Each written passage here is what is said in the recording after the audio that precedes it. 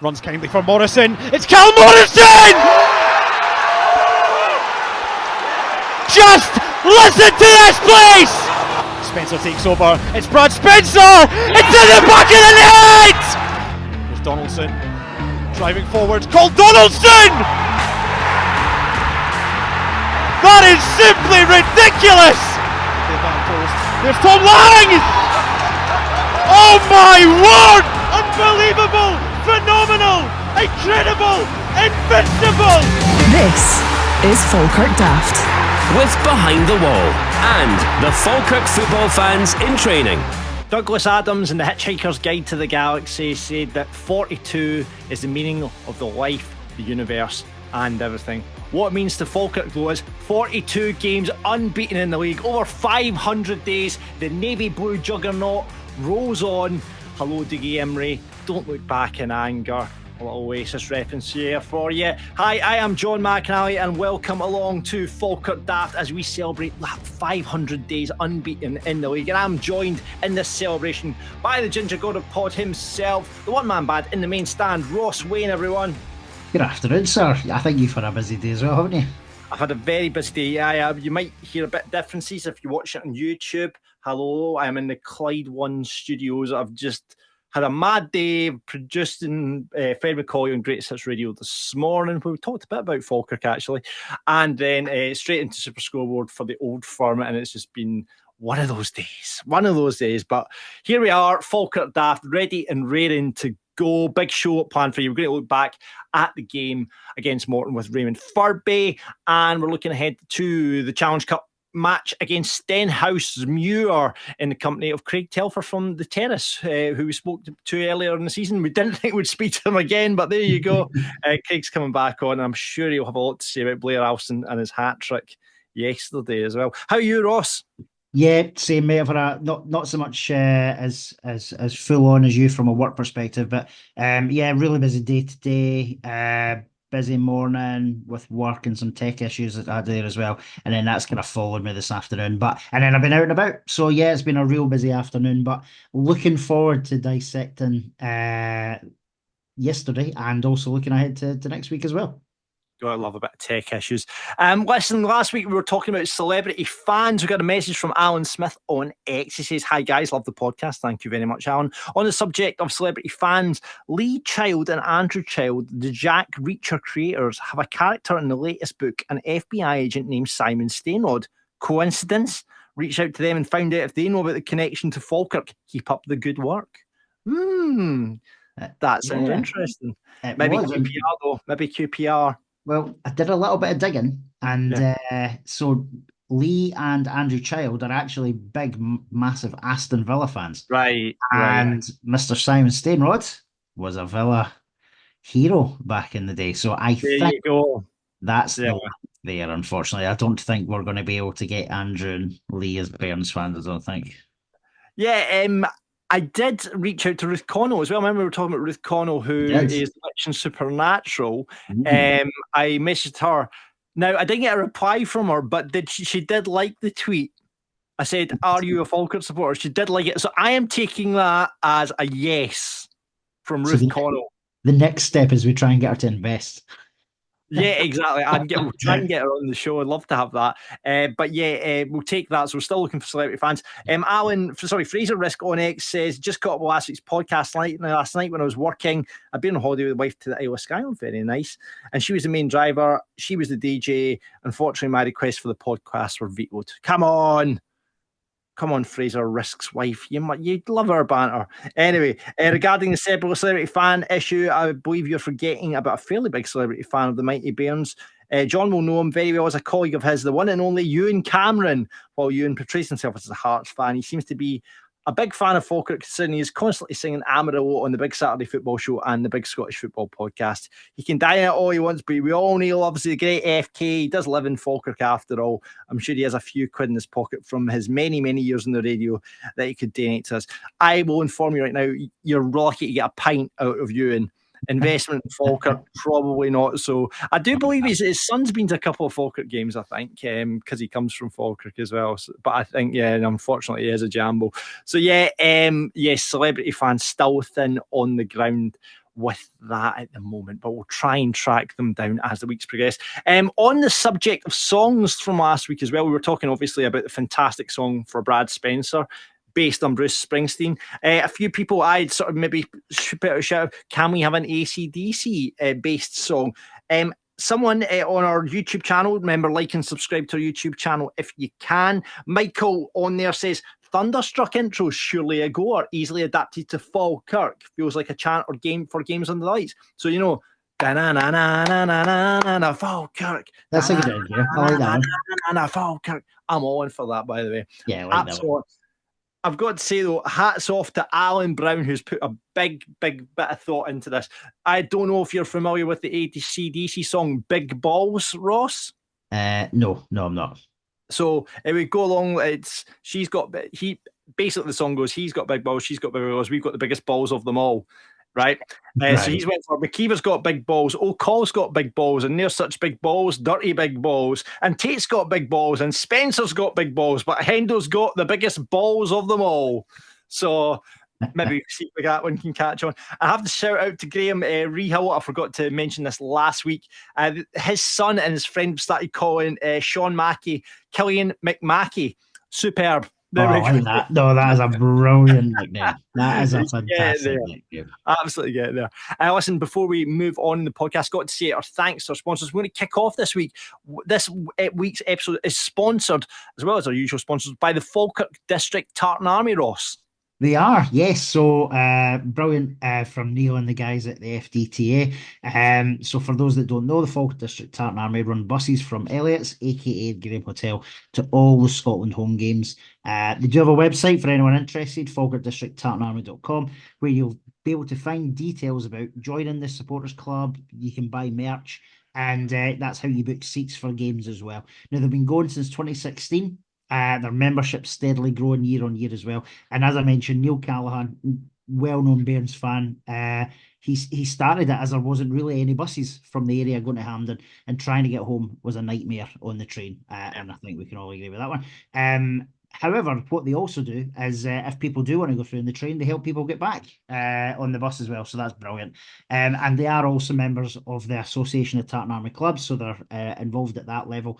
And, which is lovely, they are regularly big donators to the Tartan Army Sunshine Appeal. And for people that don't know who that is, it's a charity that's been set up to make donations in countries that Scotland play in, which sounds absolutely fantastic. So if any Scotland and Falkirk fans are looking to get to Hampden, try and knock up the website that we've just mentioned, because I'm sure Neil and the guys will be very welcoming. Yeah, and if you are a big Scotland supporter as well as a Falkirk supporter, all the links are below. Just click on that, get in touch with Neil and the guys. You know, a couple of pints in Elliott's before Scotland games sounds good to me. Out to the game and then back to Elliott's. So yeah, all the links are in the description below. So check those guys out and get signed up with Neil and the rest of the troops at the Falkirk District Tartan Army. Also, thank you to the Falkirk football fans and training. T8s, of course, supporting people and making memories along the way. Teams arrive as opponents, leave as friend. The Lava Cup we have seen is on the way. I saw the Icelandic football in Britain posted something, which we posted on our socials there. And of course, the T8 guys, sock sponsors of Falkirk this year. And then they've got a new initiative, Ross, haven't they? They have. They've got in touch with us this week. So jointly with the Falkirk Foundation Walking Football Squad, they've collaborated to provide an opportunity for those that feel that they're ready to progress from walking football, but maybe not quite ready for the full sort of Tuesday night Falkirk Fit Legends game that goes on. So what they've done is they've developed what they're branding as the Super Vets Football, which is strictly over 50s, 8-a-side, playing the old style 5-a-side rules. Nice.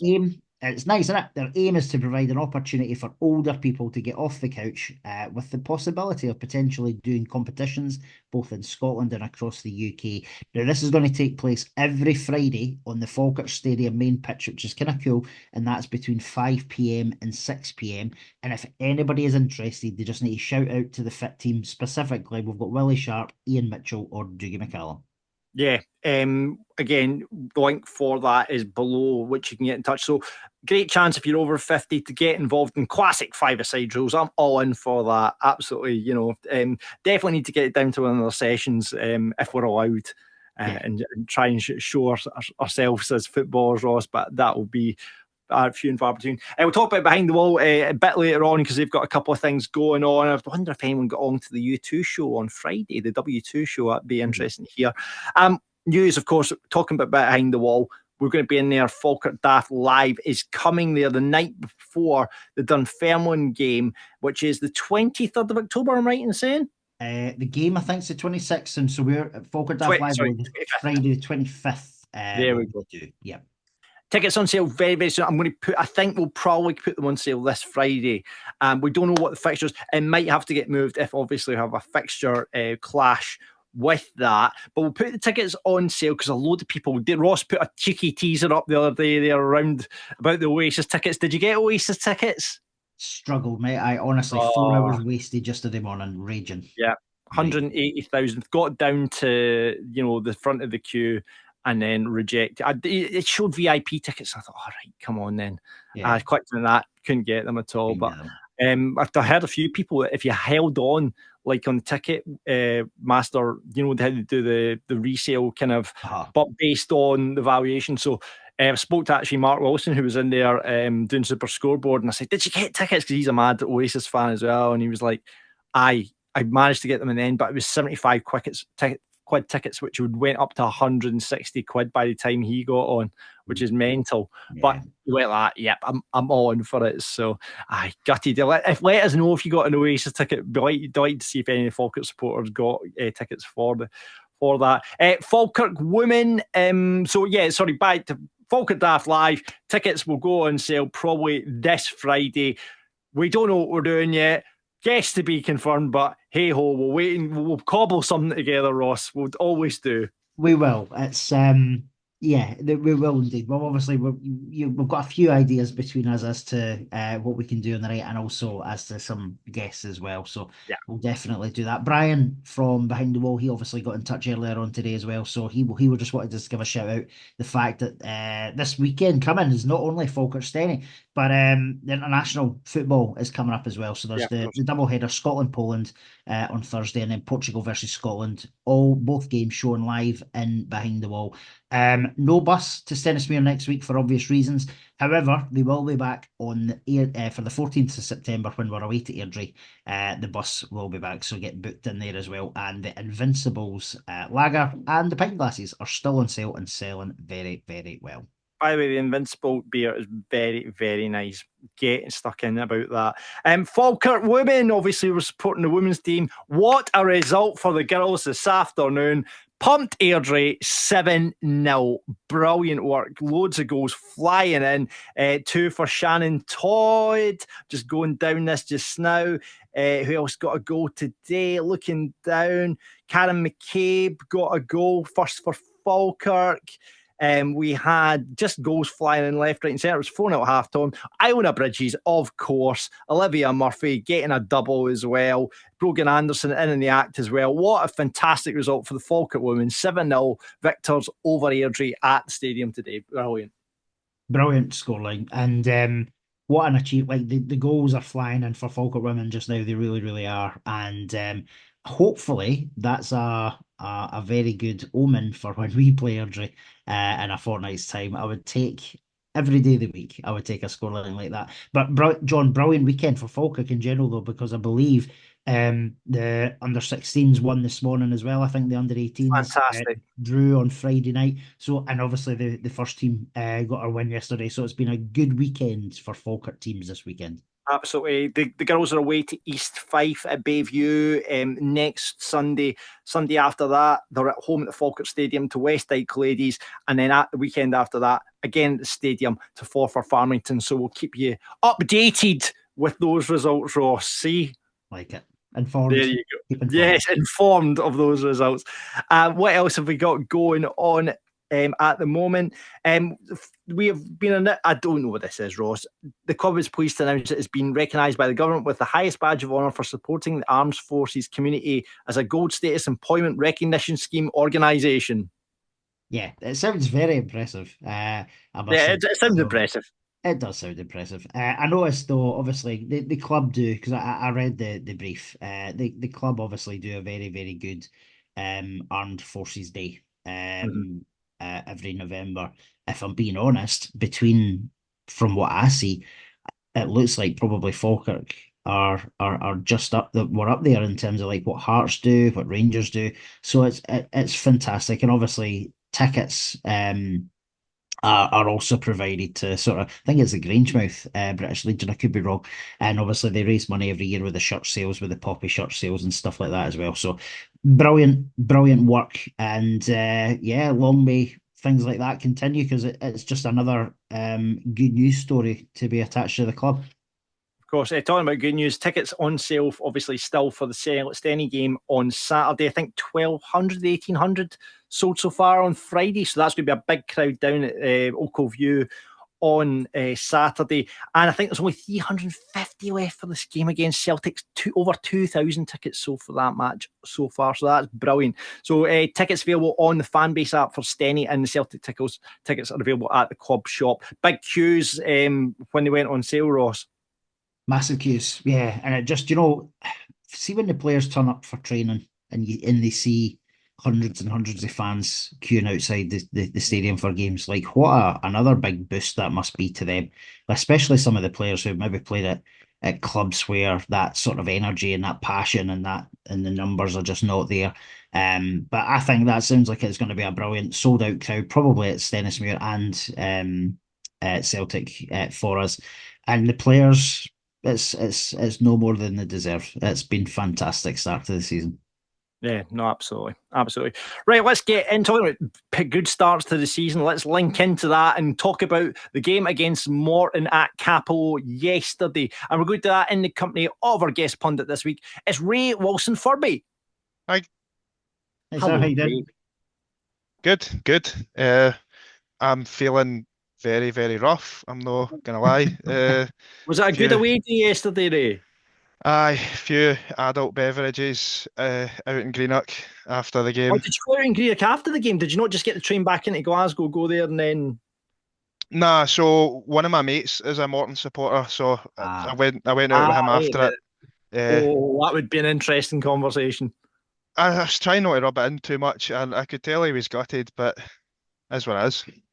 That is, do you know what? It is what it is. You're absolutely right. It is what it is. Ray, before we get into the match, we need to ask you, what was the first game you went to as a Falkirk supporter? Well, the thing is, I'm not a lifelong supporter, as you might know, but I did go to a few games when I was young, back in the 90s, but I don't really feel like it counts. I didn't really like football back then either. I went to a couple of games at Brockville, but couldn't even tell you what the score was. I just remember being really, really bored. The first game I properly went to was the 1-0 against Ross County in 2005. Pretty good one but in terms of like properly going, I've started going to the games as of the start of last season. That's when I would really say that's when my support really started, to be honest. You've timed that really well, then, Ray. Aye, form has picked up massively. What would call you a glory hunter, Ray? Well, this is the thing. On the one hand, I've got absolutely no issue at all with being called a glory hunter, because it means the team's doing so well, if that's the case. Yeah, I'm in for that, yeah. But at the same time, the thing I've got to point out is I jumped on after we got scudded 6-2 by Airdrie, so... Yes, that is true. We'll let you off then. Well, what a season to join, really get pushing that. But so thanks for jumping on the podcast. I'm going to ask you this question then, because this is what the question that we normally ask is, who's the worst player to pull on the Falkirk jersey? But then if you've only been watching us for the last season, there's a few to choose from. Well, I mean, obviously I've still kept up. It's still my hometown and that, so I do check. But like, I could pick a name, but it would feel a bit disingenuous because I wasn't actually experiencing it. I could say plenty of names, but it's got to be Brad Mackay, isn't it? Like a guy that can't cut it in League One, and he was pretty rough the times that I did see him as well. Brad Mackay. I forgot about that song. Missed that chat. Brilliant. Let's get into the game against Morton. 3-2 Falkirk. 2 goals down. We come back 3-2.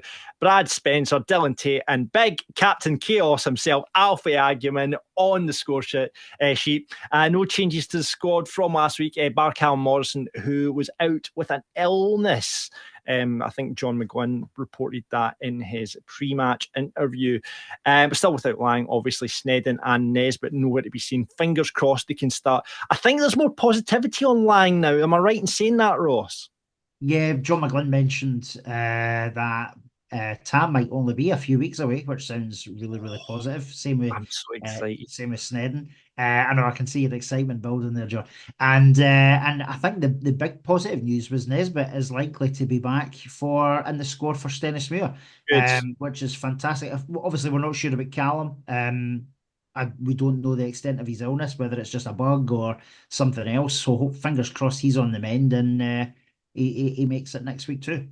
Yeah, fingers crossed. The good thing is, as we said, we've got cover. When you saw what Alfie did coming off the bench the last couple of weeks when Alfie's come off the bench, and I think John McGowan mentioned that Alfie's been very unlucky not to have been starting games as well. So we've got cover here, which is the good thing. But great to hear that Tom might be on his way back. 1,100 Falkirk supporters travelling through to Morton yesterday. Fantastic. And you look down at the attendances, and again, Falkirk are there and abouts, despite a poor home support. Yeah, Ray, obviously, I know you were in amongst it, and I don't know what your Morton pals' thoughts on it were, but the atmosphere, fantastic yesterday. Aye, it was really, really good. What I liked in particular, though, is that when we went 2-0 down, it wasn't like that. We still kept the team going, and I think that makes a really, really big difference, where you can go 2 goals down and the heats can drop and then you can end up getting battered. And I think that maybe in years previous, Falkirk sides have capitulated, Airdrie, for example, as well. Yeah. But even at 2-0, the vibe I got for everybody is, whilst we were all wound up at how poor the goals were, and they were poor, you still thought, we'll get back in this. I didn't have any doubt, to be honest. Fair to say Morton were the better side in that first kind of half hour, Ross. Yeah, well, obviously not just the scoreline, but the chances as well. They had certainly had the best of the early chances. The lad Moffat looked dangerous every time he went forward. Really good save by Nicky early doors as well. But yeah, it kind of felt like the goal might come, and it was probably going to come from then. I saw a comment on social media last night saying it looked like the defence had only met each other 5 minutes before kickoff. And it's quite funny because obviously we've talked a lot about how good our team is in terms of like their camaraderie and the teamwork. I think that it might be a little bit of an unfair comment, that one. It's obviously just we'll talk about it in a second, but we've been undone by a very similar ball into the box. One of them looked offside, the second one. But Morton definitely did have the best of the early chance.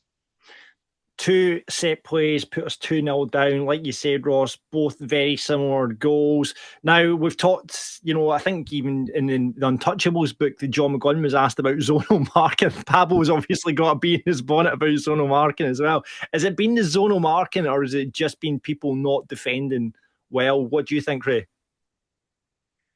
I don't know. I think the second one is worse than the first one, to be honest, because you've got a knock on as well. We don't deal with the first ball, and then a guy's completely unmarked with the second part of it. The first one, I want to try and give Morton some credit. It's a brilliant delivery. Like if we'd scored that, we would be buzzing about how good that ball was. Second one's really, really poor though. Don't know. I don't know what went wrong defensively, because we've really over the last year stopped conceding goals like that, and then there you go. Sometimes it just happens. I think there'll be defensive set piece training this week. I'd imagine that'll be a focus. But I know I've mentioned it there just now. I actually think, see, when you watch the second one again and again, I think it was offside. I think the lad Baird was offside when the ball and when the flick on came in as well. But it is what it is, as we said, and we found ourselves 2-0 down. But we had a wee chance before that. it would have been a nice cheeky goal with McKeever putting a wee back heel. And I watched it back, and it just, because at the time he's a bit of a kerfuffle in the box, but when you watch the highlights back and watch it a couple of times, that would have been a nice wee cheeky back heel goal. Remember, Rory Loy scored one like that a few years back. I think we might have been playing Hibs, and he scored a cheeky wee back heel at Easter Road, I'm sure it was. But yeah, that would have been nice. Yeah, I mean, like you say, it was two poor set pieces, and that has been a bit of an Achilles heel over the last couple of seasons, is corner kicks and free kicks. We don't, we defend, I think, very well from open play, but it is when we've lost goals. It's certainly going back to that League One season where it was us against Dunfermline. That was a big Achilles heel for us. Just hopefully that's just not creeping back in, and I'm sure John McGlynn will have them working harder on their defending set pieces this week. But we managed to get back in via a very soft penalty, I would say. Ross, what were your thoughts on it? Well, for me, Ray, chip in, feel free. But for me at the time, it looked really clumsy when you watch it live. But I think the replay, it does show he's pulled in. I know Ian Snedden's put a picture, a still picture doesn't always tell the story, but it does look as if he's been held back. I think if it was against you, you'd be moaning about it. But for me, if he's been held back, and there was no protests from the Morton players as well, which I think speaks volumes. Ray, what about you? I think it was harsh at the time. I watched the highlights back a few times and just kept going over the penalty, and I would be raging if Call or Hendo had conceded that. But like you say, you can usually tell by the reaction of the players if they're surrounding the referee instantly. I don't know why players do that anyway, because the ref's not going to change his mind. But again, it is what it is. Sometimes you've just got to get a wee bit of luck sometimes. We've had these go against us. Yeah. Do you know what I mean? So you do. You take it when it comes along. But I genuinely think the reaction of the Morton players, unlike the manager after the game, the reaction of the Morton players was there was no contest there. So for me, that speaks volumes that it probably was a penalty. Yeah, I thought Matt Uppinsworth, I thought, looked very, very soft. But listen, we'll take it. Obviously, Cal Morrison not there, so Brad Spencer kept us invincible with a penalty, and got us back in the game as well. Good, well taken penalty. And we kept pushing, and we got the goal. Lovely move by Falkirk, brilliant run and pass from Ethan Ross, who slides into Dylan Tate, and it was just a textbook. We've seen this. I think Dylan Tate scored. What was it when Dylan Tate scored? Was it against Hearts? He scored quite a similar goal as well. So great move and a great finish, and then 2-2, and we're into half time looking all right, Ray. Aye, I mean, I think there was also that moment with Call when it was 2-1. He makes that brilliant challenge. I know my mate was texting me during the game. He's like, "That's a Stonewall penalty," and I'm like, I don't know. Again, looking at the highlights, it's an absolutely fantastic bit of defending. Really, really is. We get the goal, and Tate just seems so calm and collected when he's in the box. He's the kind of, he makes that late run into the box. Every team, you want a midfielder that will make that kind of run, because they'll get 10, 15 goals a season picking up these kind of positions. Dylan Tate's a great player. Oh, he's great. Again, Ross, we criticised him a wee bit in last week's podcast, but he certainly bounced back from it in this game. Yeah, that was brilliant. Going back to the specifics with the goal, the run, and the sort of planning and what went through the execution from Ethan Ross was just fantastic. Lovely. He turned the guy brilliantly, kept the ball in play. Picked Dylan out really, really nicely, and just as you've said, John, it was a placed finish similar to his Hearts finish. It was also a placed finish similar to his first goal that he scored for us. Remember that Alloa away game last season as well. So he's so, as you said, he's so calm, collected. see, other than when he scores, he kind of keeps his head down as well. Like he doesn't go looking for bother or looking for trouble. But when he scores, like I love it how he always goes to the away fans or the opposition fans, beg your pardon, as yesterday's game was, and try to wind them up and stuff. Love that, love it. It's a bit of banter, I don't know. I know it was very similar. It was very similar to that goal against Allo. It's just the placement and the keeper. He's obviously got that in his locket. That wee pass. It's almost like outside the boot, and like he did it against Allo with his first goal for Falkirk, and like it's just very nice to see. And Dylan take your bounce back after I thought we were saying it was a poor performance from his standards last week, and certainly had a good game yesterday. Now, let's talk Ethan Ross here, because in our group chat, Ray, there's been a bit of a split on Ethan Ross's performance against Morton. What did you make of him? I thought he was pretty good. Good assist. Something I've been wondering about as well is that when Morrison is fully fit, like what happens with Ross? Does he just get bombed back out the team? Because I think he's playing well enough to still be starting. The issue that we've got with Ross is that you kind of lose something when you put Miller out on the right, because he's not a right winger. It's all good problems for McGlynn to have though. But I'm happy with how he played. Surprised to hear that there's people that think otherwise. But there's a certain person in our group chat, Ray, that will remain unnamed, who absolutely slated Ethan Ross's performance yesterday, saying he was getting a lot of stick from the fans. Did you hear it? Well, I was right up at the back, like on the sort of concourse, but I wouldn't say I specifically heard any shouts or anything like that. Interesting. Yeah, I mean, I didn't see much fault. I mean, I obviously only saw bits and bobs of the game yesterday. Ross, Wayne, you were against you were all for Ethan Ross having a good game as opposed to a bad game, weren't you?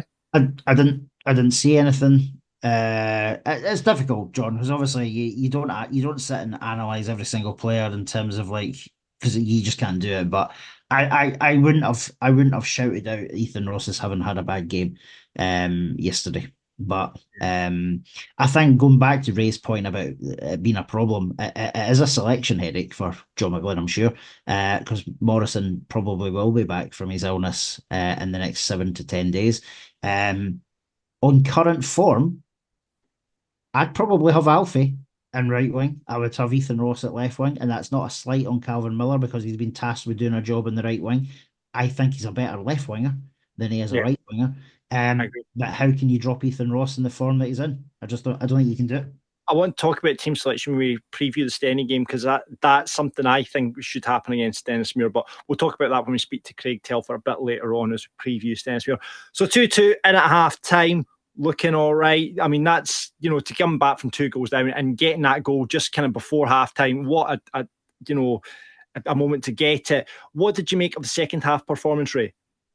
I'm not sure how I feel. I kind of felt up until we scored that it's not going to happen.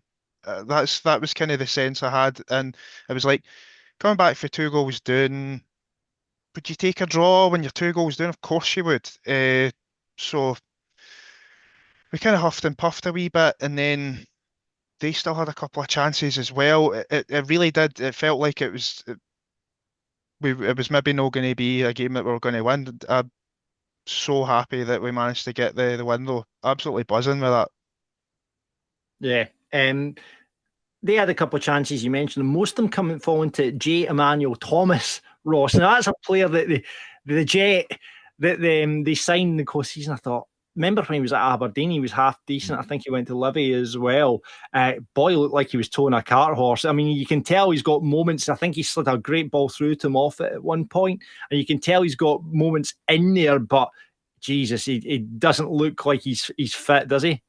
No, that was my first impression. And then obviously when you see some of the pictures that have emerged today as well, because obviously the camera zooms in, don't they? He's a big lad. I don't think he is as fit as he maybe was. Certainly, see when you look at him as a Livingston and as Aberdeen player, this boy is as fit as he can be, and he looks half the size he was as well. He missed a couple of half chances yesterday, firing over the bar. You're right, he played a lovely ball into the boy Moffat, who looked dangerous all day, to be fair to him. But yeah, that they definitely, again, like the first half, they definitely had the best of the second half too, to be honest.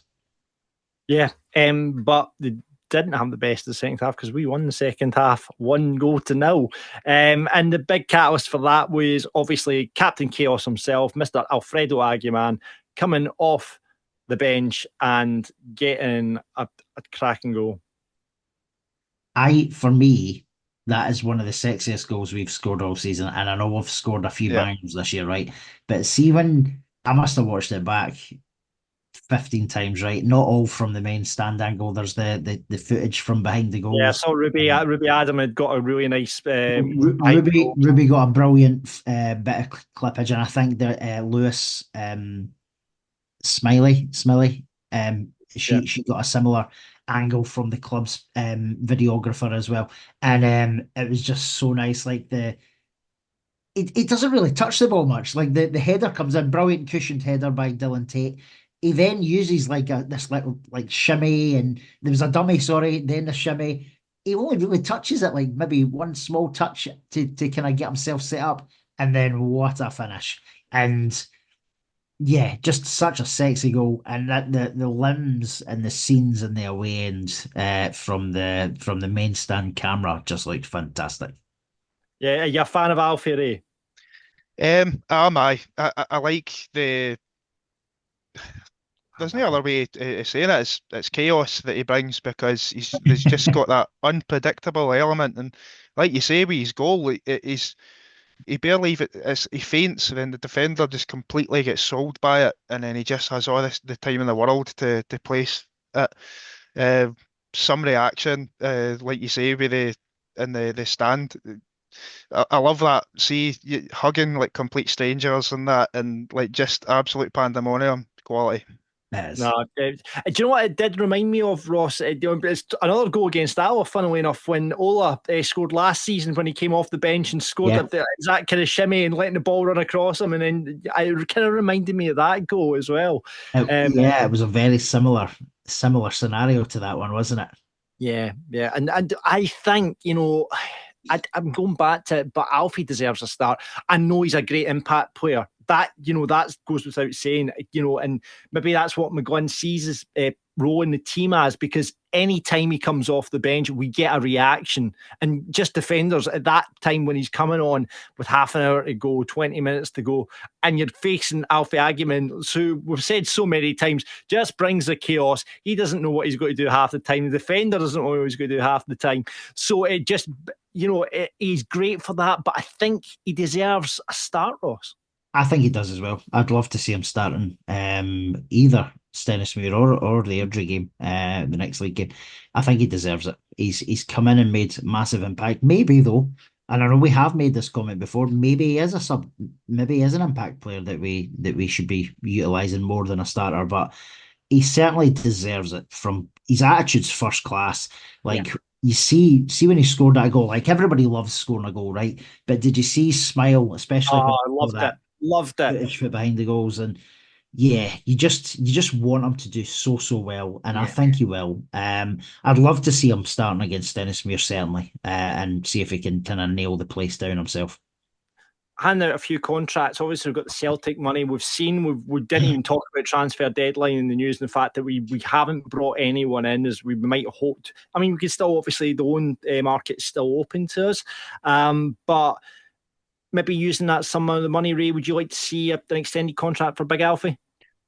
I would be no issues at all with him extending his stay. He seems like a good lad. I imagine that he's popular in the dressing room. He seems like he's quite a positive, upbeat kind of guy. And again, he could go down because he isn't starting games, but he always brings something when he comes on. Happy with him getting another contract as well, but I would also like to see him maybe get a shot playing up front sometimes as well, because I mean he scored his goal from a more central area, so I think that's an option. We talked about, if Ross was to get injured, our options are basically Gary Oliver or Ryan Shanley going into that 9 position. I think Alfie is also an option there for me, running at people. And we've not really seen that side of Alfie's game where he has the hold up play and brings Morrison or brings Miller on the other side or the wingers into play. But I think he could do that. And like you say, in that central 9 role, he would just bring so much more chaos. Absolutely. The problem with Shanley is that I don't want to dig anybody out. I don't think that's the right thing to do, but he's not really had a big moment in the last wee while. Do you know what I mean? Where like you can see this is what he brings to the team. I don't know if that's maybe being a bit harsh. No, I don't think it is. I think Ryan Shanley's a bit of a, I think he needs confidence. He maybe needs a start. Maybe he gets that against Stenhousemuir. Who knows? But yeah, I don't think there's any issues with that. But yeah, Morton had, again, like you say, a couple of chances near the end. Your man kicked over to the right wing to King, who beats 2 men but fired over the bar.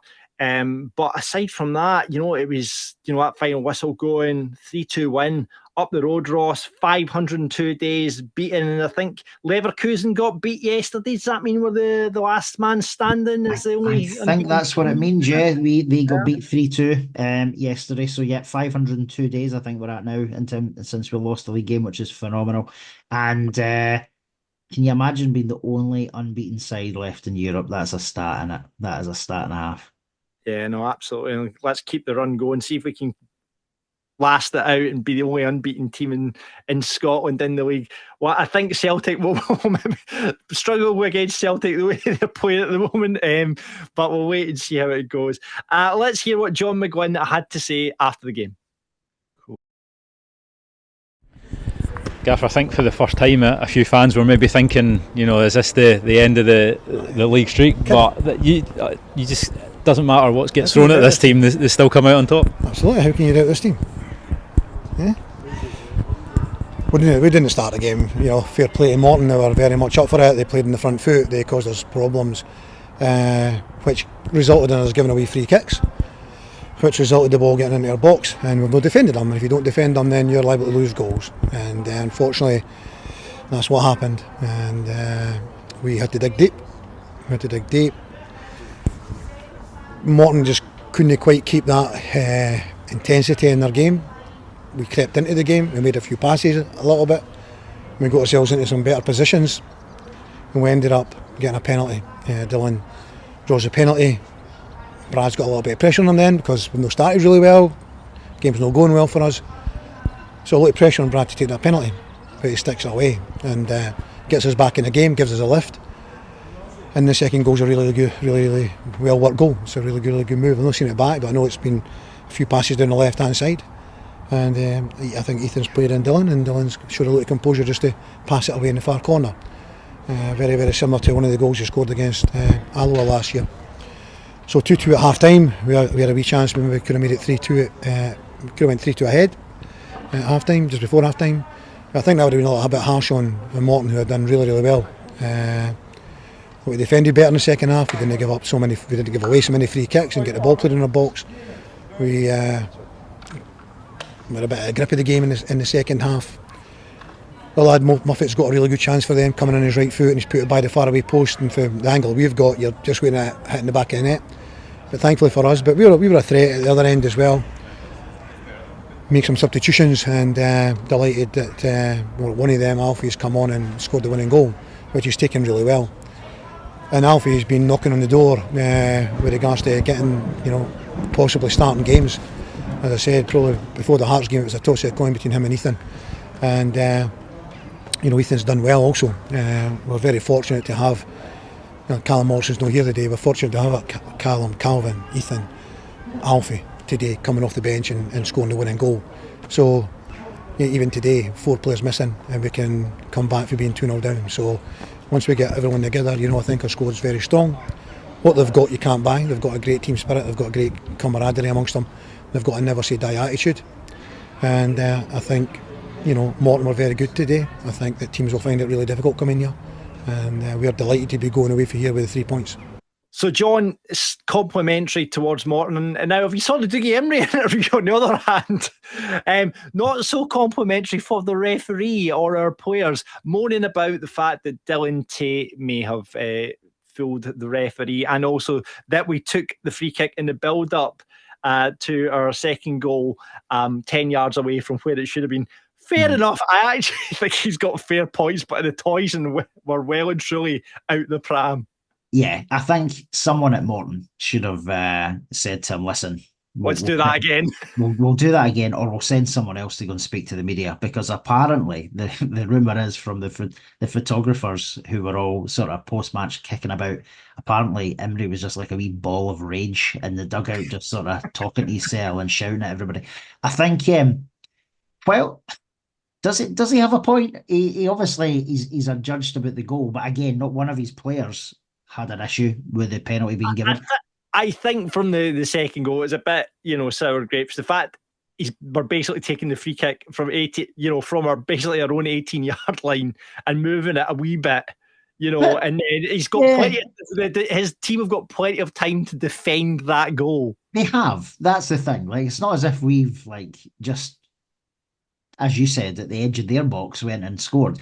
We've as deep into our half. We've not actually moved it forward that much. It's certainly to the wide part of it. We've moved it away, but his team have had more than enough opportunity to defend that situation. And listen, they'll take points off people this year. I don't know why he was peed off. That it's the first game they've not took any in from this year. They've took points off Livy already, who'll be there or thereabouts. Yep. I think they will take points off other people as well, and I'm really chuffed that we got the 3 points. Massively chuffed. Yeah, absolutely. To walk away from Capello, it's a hard place to go and get 3 points, and B12. But I mean, at the start of the season, I didn't think we'd be on 12 points at this point. What did you think, Ray?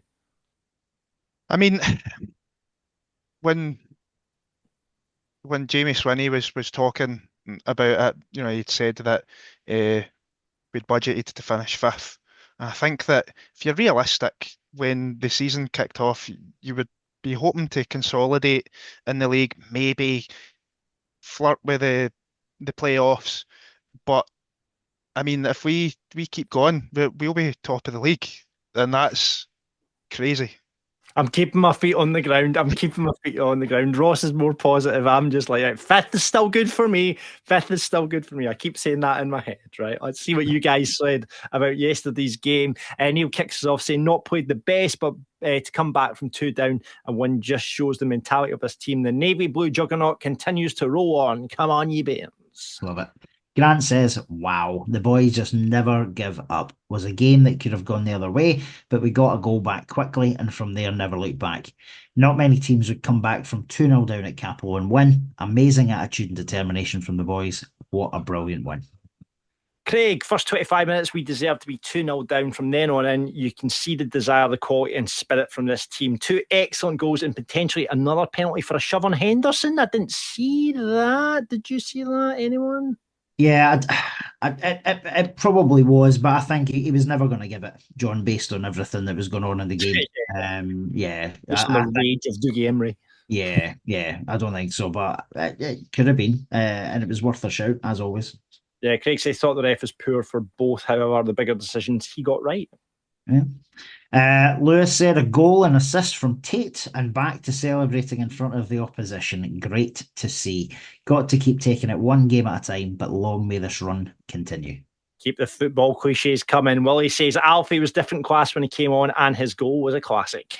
It really was. Dell continues with every team wants to knock us off our perch, and today was no different. Morton had a game plan and it nearly worked. We answered some questions today about our credentials for the league and some. To win like that is a huge wake-up call to the other teams. Totally agree with him. Yeah. The people will be looking at us now and going, right, okay, how do we get past Falkirk? Because we beat Partick Thistle, beat Dunfermline, now Morton. It'll be interesting to see our little hoodoo against Airdrie. Hopefully finish that in a couple of weeks. their game's going to be an absolute acid test when we face them at the start of October. 2007 Bairn, Ethan Ross, take a bow, son. Magnificent performance. Now, this guy obviously is against the person in our group chat. Got to admit, 2-0 down, you think this is the day, but wow, this team never panicked, play their football, and more than deserved all 3 points. Defending set plays this week for training, please, boys.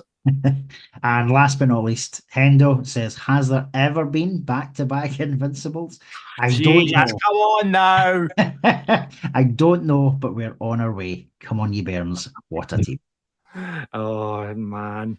It was, brilliant, absolutely brilliant. And I was sitting watching it in the house, and like, it was just smashing just to come down. Like, when you have a comeback win like that, it's always so much sweeter, isn't it? Absolutely, especially when you get the other opposition riled up as we clearly did Morton. I got a message from George Bowie, who was on the podcast previewing the show last week, and George said, "Hey, we were winning 2-0 the last time I saw." It's like, yeah, up here. So that is, I would call, the breakfast show treble to Falkirk, because we're beating Ewan Cameron's Hearts. We're beating Cat Harvey's Partick, I saw, and now George Bowie's Morton put to the sword as well. So fantastic. Keep bringing it on. Brilliant. Let's talk about Falkirk Daft rated. First of all, who was the best player on the park yesterday for you, Ray? I mean, I'm right in saying Dylan Tate got man of the match. Yeah, that I would probably go with him, but actually, I think I'm going to go with Alfie just for. I want him to have his moment. He gets to be the hero for a change, so I'll go Alfie. There we go, Alfie being Alfie and doing Alfie things. Ross, who was it for you? I think you'll probably say Alfie anyway, John, which will nail it for him. But I think Dylan Tate, because 2 assists, a goal for himself as well. Just a phenomenal game for him. However, I am on board, if everybody else is, with Alfie, because he did make a massive difference. And what a lovely touch by Big Cole Donaldson, giving Alfie the armband to give to the wee girl. I saw that at the end. That was a really, really nice touch from Cole, just to go, right, you go and you have a turn, Alfie. You've got us the one to. What was really also nice as well, though, and I don't know if you noticed this from Ian's Ned's picture, so there's 3 wee boys standing at the front who think they must be getting the armband, and the wee girl's like just behind them, and then he almost like goes past the wee boys to give it to the wee girl. I thought that was nice as well. Well done, Alfie. So I'm going to give it. I think Alfie deserves it. Dylan, let's give it to Alfie. So Alfie Agyeman, Falkirk Daft rated player of the week. Who is our Dafty, however?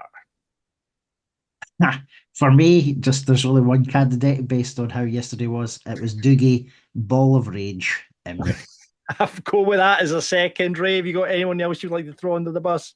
You could go Dougie Emery, but I'll go Jet, because, like you said, he looked slower than a week in the jail. Yeah. Okay, then. But Dougie Emery gets it just for the absolute ball of rage that he was yesterday. Fantastic. Brilliant. Now, before you go, Ray, we've got the new part of the show. I don't know if you've heard this yet. It's Falkirk Daft Versus. This is the part of the show, and now you didn't maybe sign up for this, Ray, but we are going to give 5 questions about the Bairns and put our Falkirk knowledge to the test against the listeners. So that last week, I managed to beat Walking Down Hope Street, get it up, he's 1-0. I actually just saw who's doing the episode. We got teased on, I believe it was revealed. Oh yes, that was Brian Martin. Brian Martin. Yeah. I didn't guess that one. Yeah, no, I didn't guess that one. What did I say, Brian Irvin or... yeah, I think there was a few quite guesses for Gary Gillespie as well. But yeah, so we beat Falkirk, basically Walking Down Hope Street 1-0. 5 questions are going to be asked. I'm going to get, because we figured there's a flaw in this game. So what I'm going to do, you, Ray, will give me the answer. Ross, you will write down your answer before Ray gives it, okay? Right, okay. Sounds like a plan. So I've got that means you just don't hear each other's answers and can't copy each other, right? So I've got 5 questions on the Bairns, and it's Falkirk Daft versus. All right, are you ready to play, gentlemen? All good. Right. Okay, nice easy one to start you off. In what year did Falkirk win their first Scottish Cup? In what year did Falkirk win their first Scottish Cup? Ross, write down an answer. Tell me when you've got it written down. Okay, I'll try and make it large for the camera to see it.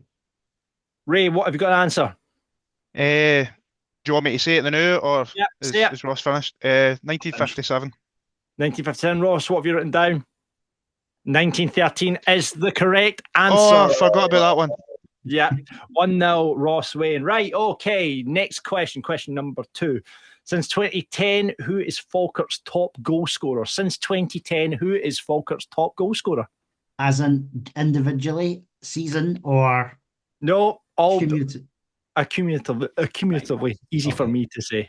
Easy to me to say. Let me know when you've got an answer written down. I'll go to Ray, Ross. Right, 2 wee seconds. Hmm.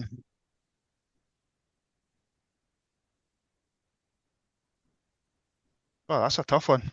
I've got, it's a guess by me, but I've got something written down. Right, okay. Am I to show it now? No, wait for Ray to give us the answer. Okay. I'll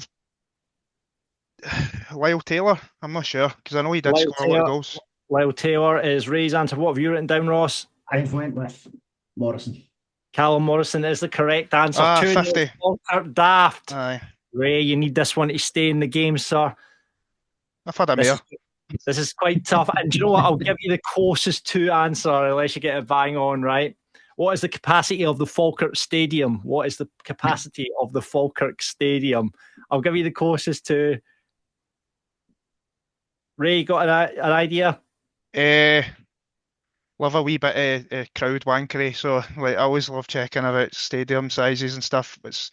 I want to say it's 7,937. I'm sure it's not far off That's that. what Ray's going. What are you going for, Ross? I think I know this, right? Because I'm a bit of a geek as well. So I've went 7,956. One of you has the right answer. As in spot on. Spot on. Ray, you've got it. 793-721. Back in the game. Here we go. Good man, Right. well done.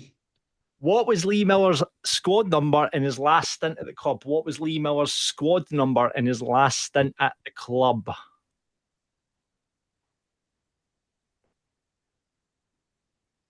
Because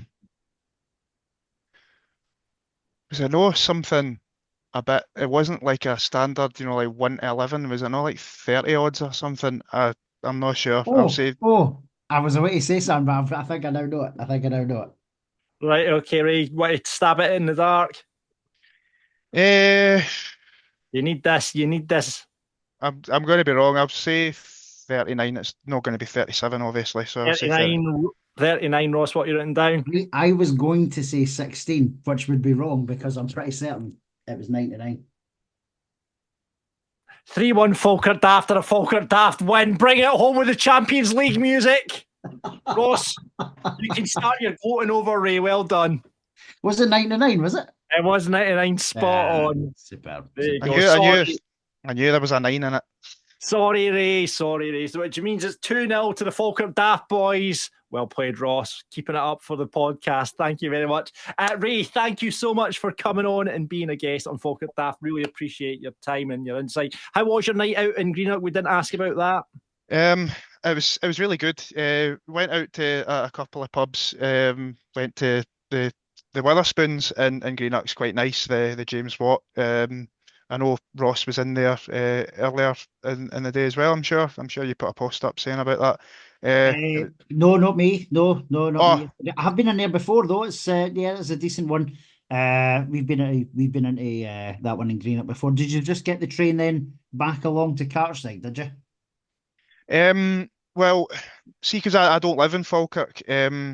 We walked back into the town centre, went there, and then I jumped on at Greenock Central, and then changed back over at Paisley to head back to Ayrshire. Ah, right, got you. Good stuff. Fantastic. Well, good day in Greenock. 3 points up the road, and you survived Greenock even after a Falkirk win. So well done, Ray. Aye, there was a bit of spiciness to the interactions with the home supporters before the game. Like, they don't like Falkirk. You can tell No, they don't. There's a Ray McKinnon situation that just pushed it on, didn't it? every single person I spoke to brought up Ray McKinnon at some point. I'm like, mate, it was six years ago, man. Let it go. Let it go. It was he was a rubbish manager for Falkirk. Right. So got us relegated. Exactly, pretty much, aye. So there you go. Anyway, so thanks for joining us, Ray. If you want to be a pundit on Falkirk Daft, please get in touch with us. You can do that very easily. pundit@falkirkdaft.co.uk. We'd love to hear from you. Love to get you on the podcast. And thanks again to Ray. A pleasure, guys. All part of the master plan. Let's just keep going. Love it. This is Falkirk Daft. With Behind the Wall, we're navy blue. Are you? Every week in Falkirk Daft, we'll look ahead to next game, and we're going for five once again. It's a Trust Trophy, the Challenge Cup, the B&Q Cup, the Petrofac Cup, the Iron Boo Cup, whatever it's called these days. I think it's the Trust Trophy. We're going up against our neighbours Stenhousemuir this weekend down at Ochilview, 3 o'clock kickoff. And he's been already on this season. Welcome once again from the Terrace, and view from the Terrace. It's Craig Telfer. How you doing, Craig? I'm brilliant. Thank you very much for asking me back on. I always hoped that I'd get the chance to come back on and talk to you both, but I just didn't appreciate it. It would be about 4 weeks after the first appearance. So, no, great to be here. Thanks for having me again. Good. Let's go back to the League Cup, Craig. What did you make of that game? Because we didn't get the chance to speak to you about it afterwards. What did you make of Stenhousemuir that day and of Falkirk? I thought Stenhousemuir were horrendous. Absolutely horrendous. I think that the scoreline actually flattered them. I think if Falkirk could come away with a 6-0 win, a 7-0 win, I don't think that would have been unfair. I thought that Falkirk had umpteen chances to score. I thought that Stenhousemuir, I think they had one shot in the whole game, and that was a pot shot from distance that went flying over the crossbar. Barely got into Falkirk's half, barely kept the ball, and it was just a really poor day for us. And I know that it's effectively for us a dead rubber game, and for you guys, well, you had to win, and you had to win by a handsome scoreline to progress to the next stage, and that's something that Falkirk did. But it wasn't a good game. I wasn't able to make it. I had work on that day. I had to work from home. I sat with 2 laptops up and watched the game via Falkirk TV, and it was just I think I was going, fuck's sake, Stenny. I think that was my underlying thing throughout that game. So yeah, not a good performance. We didn't really show ourselves well there. And I saw the comments in Pine Bovril after the fact, and folk were saying, boy, Telfer was on that podcast saying that Stenhousemuir are tight defensively, talking out his arse, and we didn't give a good account of ourselves that afternoon. But since then, you've got to be delighted with your league form. Oh yeah, it's been a brilliant start to the season. I think if you'd have said to any Warriors fan you can have 9 points from the first 5 games, I think we'd have taken it. It's obviously a step up in quality moving from League 2 into League 1, but I've been pleasantly surprised by what I've seen from the Warriors. I think after that League Cup game, yes, you're playing good teams in Dundee United, Ayr United and Falkirk, full-time teams that are of a higher calibre to you.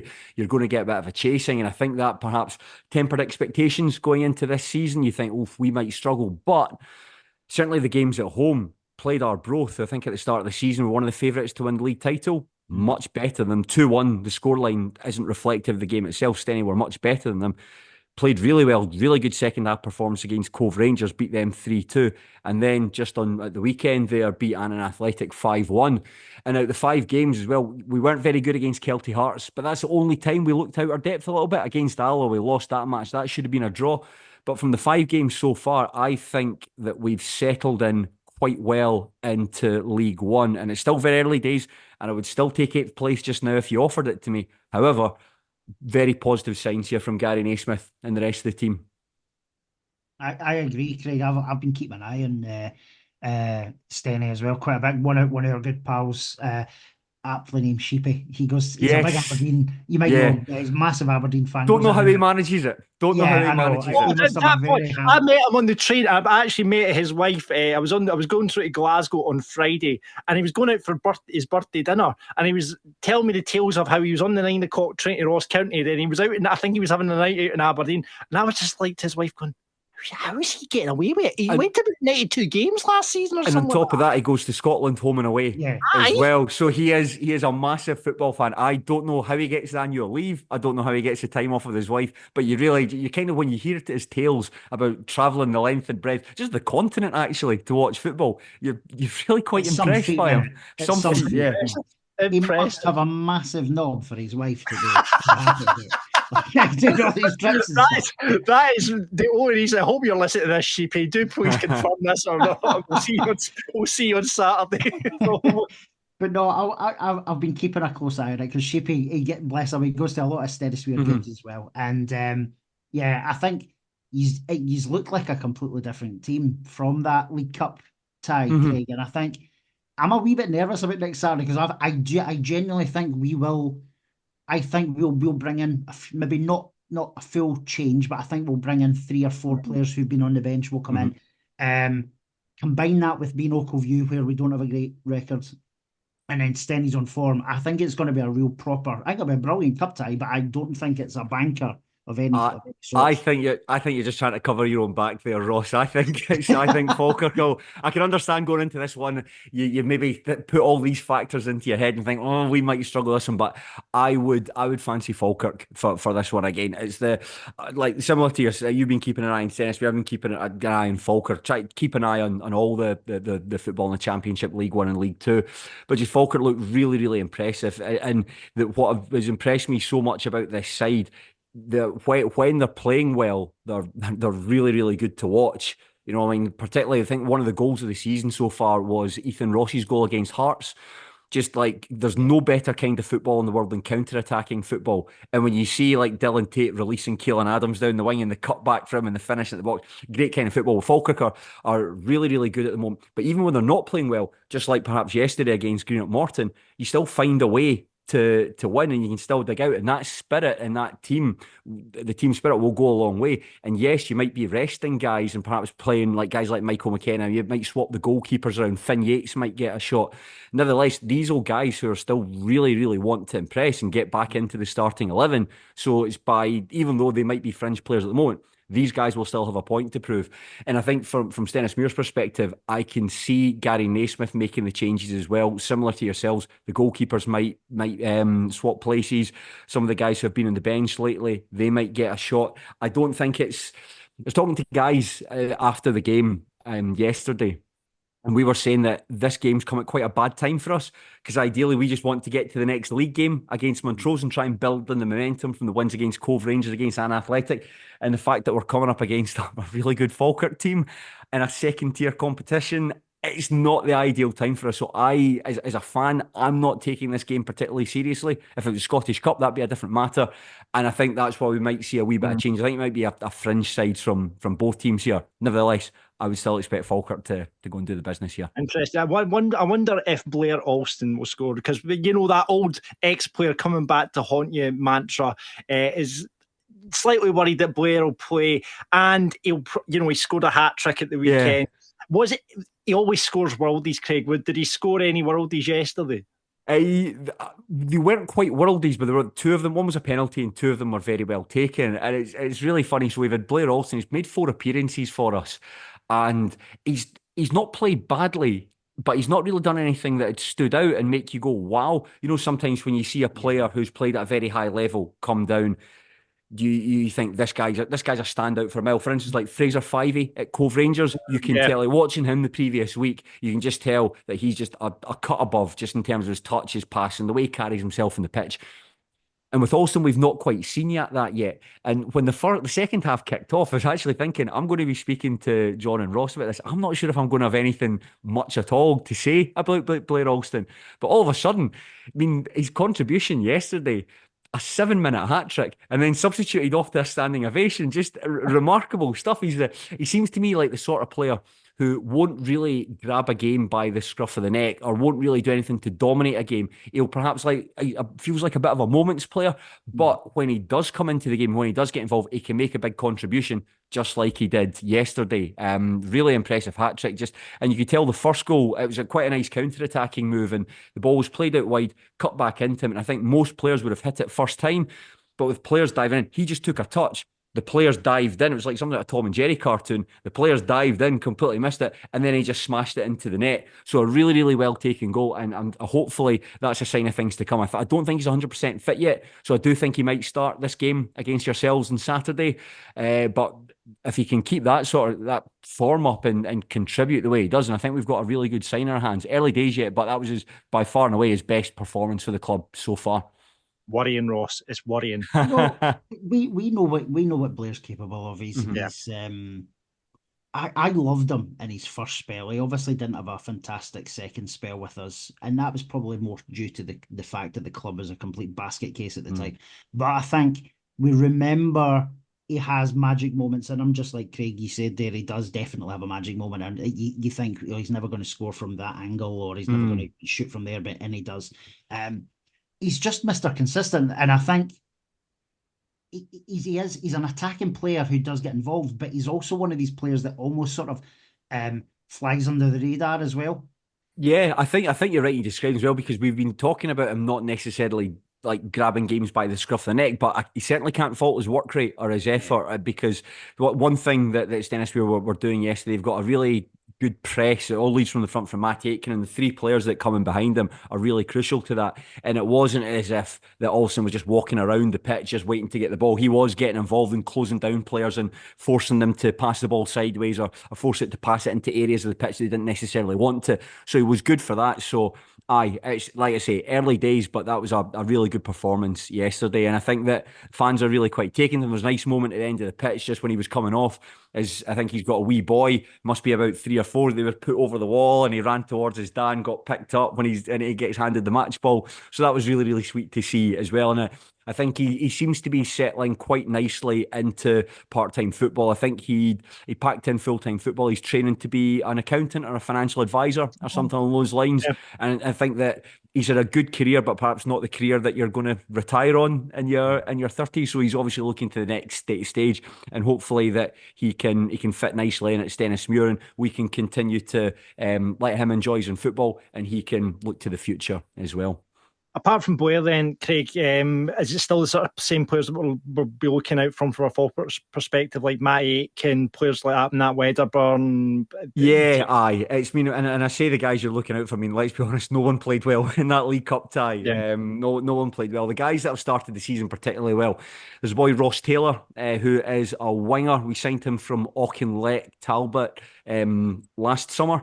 He's started the season very, very well. Very tricky player, very slight snake hips. You know, he's the sort of player who he's really, really fast, really exciting, really good at getting other players booked, because he can just drop the shoulder and players think they've got that extra second to try and win the ball off him, and he's away. But he's really exciting. He's contributing very strongly. But I would say our best player at the moment is the boy Michael Anderson that plays in the middle of the park. I think I spoke about him when we were on the show last time. Again, didn't necessarily see the best of him at the Falkirk Stadium a couple of weeks ago, but he's started the season really, really strongly. 4 goals so far in all competitions, and just someone who's looking like a complete midfielder.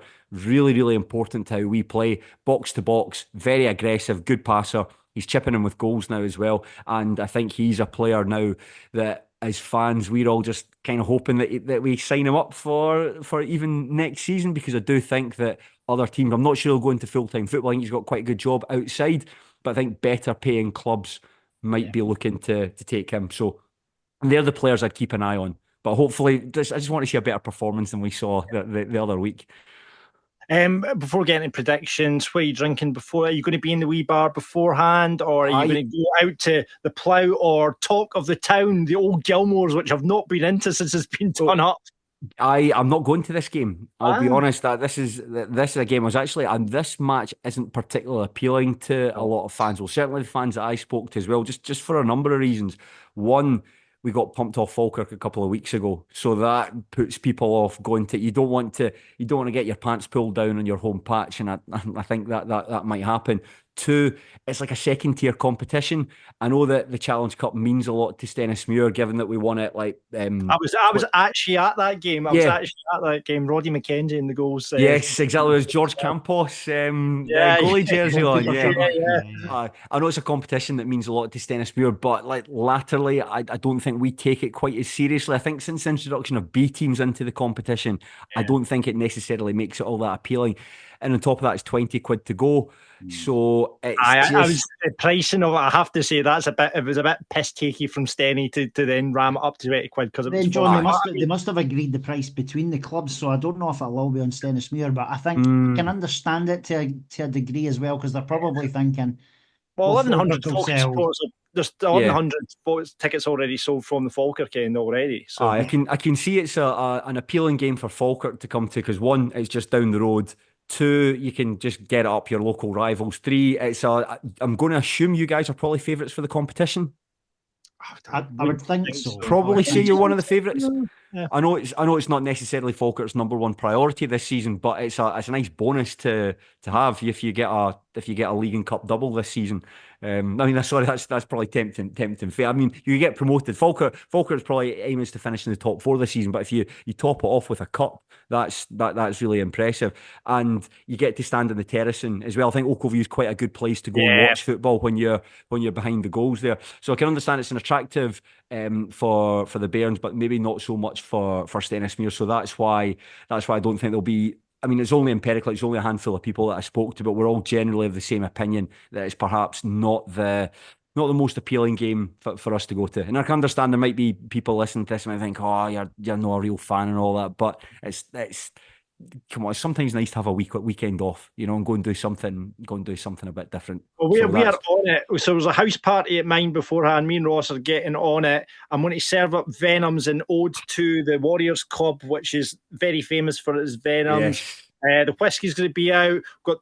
Ross is bringing around his perfect draft machine, so we have 2 perfect draft machines on the go.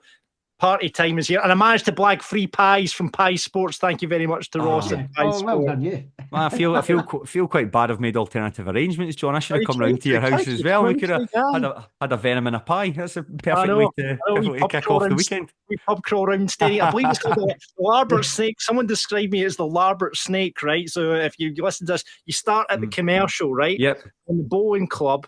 Yep. Then you go down to the station, then you go to the Crown, then the Plough, then you now talk of the Towns there, so you go talk of the Town and then up to the Warriors Club to finish off. No, that makes sense. It's not something that I've done myself, but what better way to kick off your steak? Yeah, the Challenge Cup, a Challenge Cup tie between local rivals. Enjoy yourselves. There you go, Craig. What do you think the score's going to be? I think a narrow Falkirk win. I think that what Ross is saying there about the number of changes you're making, I don't think Falkirk might not be as fluent as they were, but I think it might be 3-1 to Falkirk. Ross, what do you think? Do you think there'll be... Who do you think will come into the side? What do you think the score will be? I think Alfredo Agyeman will come in. He's got his winner yesterday. He took it really well. Really good goal. What a finish. What a finish. And we're just saying... The hips there to take it away from to create the space for himself. Exactly. He barely touched the ball until he scored. It was lovely. So I think Alfie will come in. I think Leon will get a wee run out. I think Leon McCann will play. He'll come in for Sean Mackey. I think Finn Yates will come in, just as Craig's mentioned. Ryan Shanley will come in for Big Ross Giroux.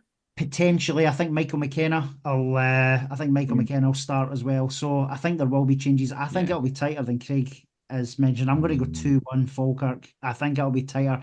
If Blair Alston scores, I have a funny feeling he won't celebrate though, because he does. I hate players that can do that. No, listen, he'll have the hands up as apologetic, because he's a good lad. I've met him outside football as well.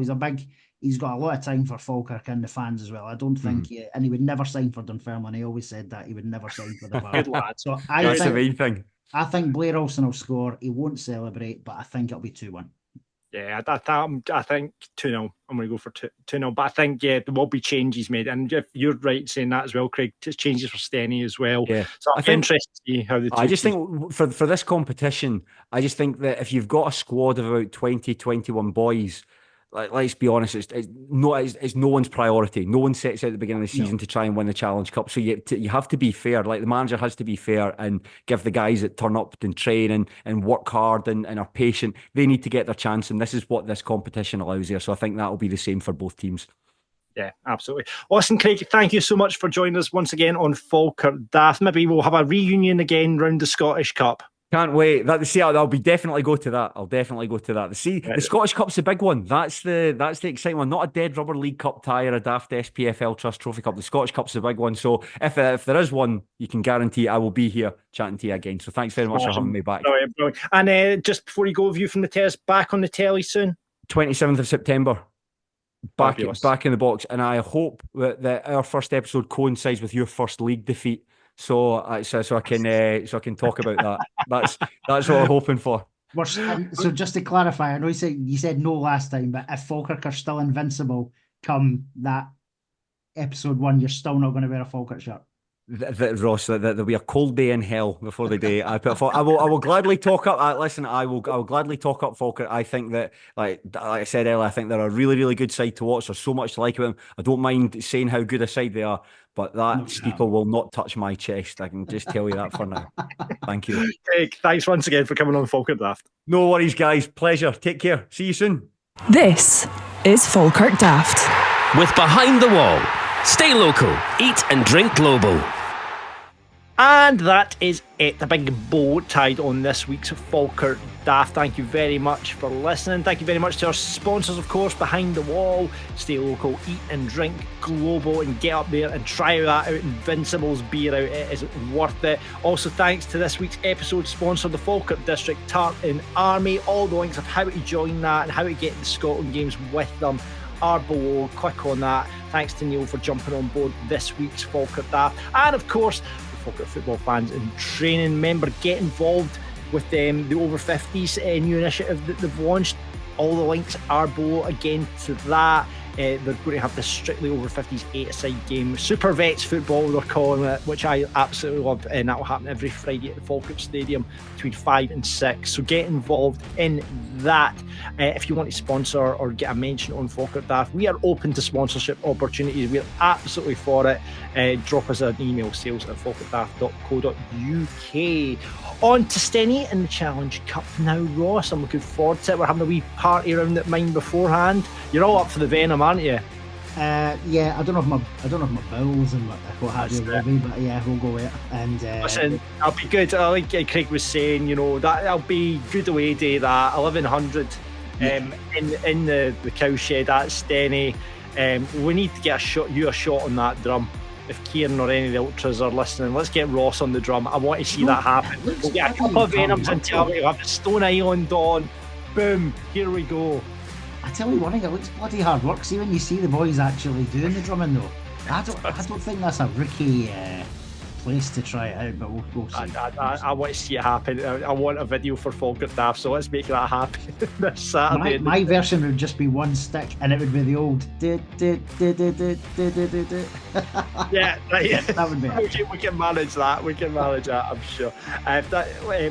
If you jump on our Discord channel, if you want to keep up with all the Falkirk Daft stuff, there's chat going on in there all the time.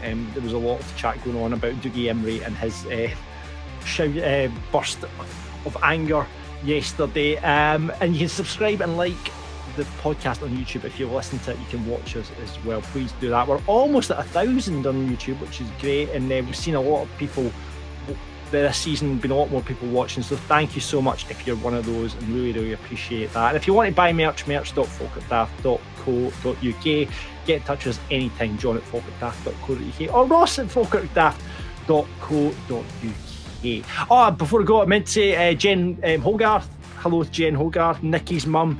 So I was walking the dog yesterday, had my headphones in, and I just saw this van or this car passing me. I just heard a beep of the horn, and I saw it was Jen, who was just clearly on her way back from the game, just like, yay! So shout out to Jen, who saw yesterday. So brilliant. Anything else to add at this point? I'm really looking forward to Saturday. I know it's just round the corner from my house, so I'm just really I really am as well. It's I know Ochilview hasn't always been the best Remember the last time we were at Ochilview for that still game? Yeah, nightmares of that, and I'm sure Craig still, well, he does watch it because he tells us often enough that he watches the highlights from that November 2018 or something like that. But yeah, I would like to win this tournament, because obviously the chances of winning the Scottish Cup or indeed the League Cup are heightened because of who you face. But this is within our grasp, and I would quite like to win it. I would quite like to get 5, which would be amazing, to have won this trophy 5 times. I still call it the B&Q Cup, if I'm being honest. But yeah, I still call it that. But yeah, it would be nice to win. But I, on the flip side, I wouldn't worry too much or lose much sleep if we didn't win on Saturday, because as Craig said as well, the league is the number one priority. Absolutely. Well, look forward to the away day anyway, and we'll see you all down there at Stenny. 1100 Bairns turn up. It should be a good laugh no matter what. We'll get out on the beer afterwards as well. We'll also go to for a couple at the station, I think, afterwards. That'll be nice. Once we've had our Venoms, of course. But thanks very much for listening to our Falkirk Daft. We'll see you on the next one. A little bit of the break from the league, which is always a bit of respite and always a little bit of pressure off, but fingers crossed we're on here next week talking about Falkirk win, and we'll see you then. Until next time, expect unexpectedly.